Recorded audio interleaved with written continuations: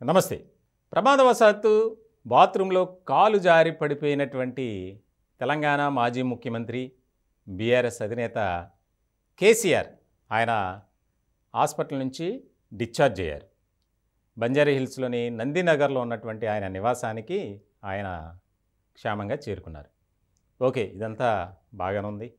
ఆయన ఆరోగ్యంపై ఆందోళన చెందక్కర్లేదని వైద్యులు కూడా ప్రకటన చేశారు.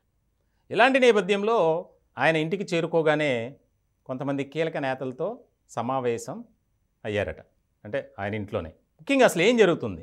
రేవంత్ రెడ్డి ముఖ్యమంత్రిగా ప్రమాణ స్వీకారం చేసిన తర్వాత చోటు చేసుకున్నటువంటి పరిణామాలు వాటి మీద ఆరా తీశారండి. అలాగే అసెంబ్లీలో గవర్నర్ తమిళిసై మాట్లాడిన అంశాల గురించి కూడా తీవ్రమైనటువంటి చర్చ జరిగింది.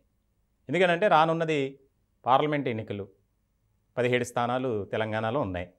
వాటి మీద కూడా ఫోకస్ పెట్టాలి. కానీ రాష్ట్రంలో బీఆర్ఎస్ పరిస్థితి అంతంత మాత్రమే. ఇదిలా ఉంటే మరోపక్క తెలంగాణలో పార్లమెంట్ ఎన్నికలకు సంబంధించి కాంగ్రెస్ పార్టీ బాధ్యతలను రేవంత్ రెడ్డి మీదే పెట్టింది అధిష్టానం. ఇలాంటి సందర్భంలో చాలా కీలకమైనటువంటి టాక్స్ ఇంట్లో జరిగాయట. ఎందుకనంటే ఇప్పటివరకు రాజకీయాల మీద ఫోకస్ పెట్టల.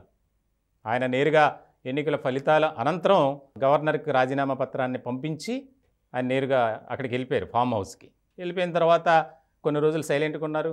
4-5 రోజులకి చింతమడక గ్రామస్తులు ఆయన దగ్గరికి వెళ్తే మాట్లాడటానికి కూడా ఇష్టపడలా. చాలాసేపటికి బయటకు వచ్చి మాట్లాడారు. తర్వాత జరిగిన పరిణామాలు తెలుసు.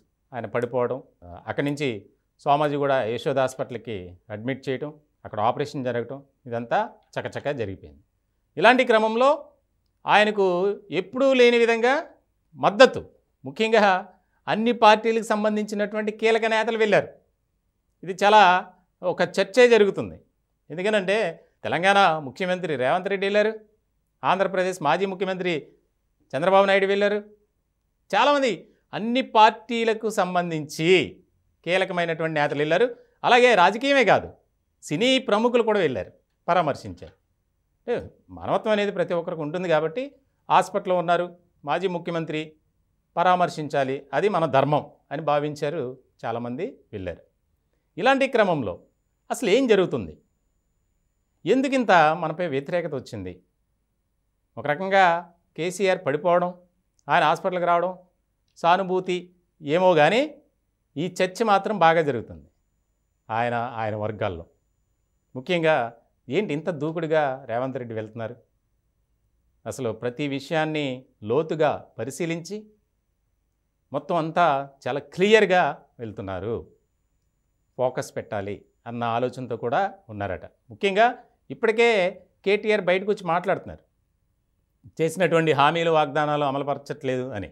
దానికి కౌంటర్గా కూడా కాంగ్రెస్ పార్టీ నుంచి గట్టిగానే వినిపించింది. సీతక్క కూడా మాట్లాడారు.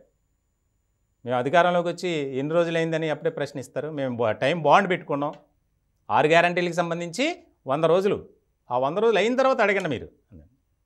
ఇలాంటి సందర్భంలో ఏంటి ఇన్ని డిపార్ట్మెంట్స్ మీద ఫోకస్ పెట్టాడు రేవంత్ రెడ్డి అని ఒక రకమైనటువంటి చర్చ ఆసక్తికరంగా జరుగుతుందట.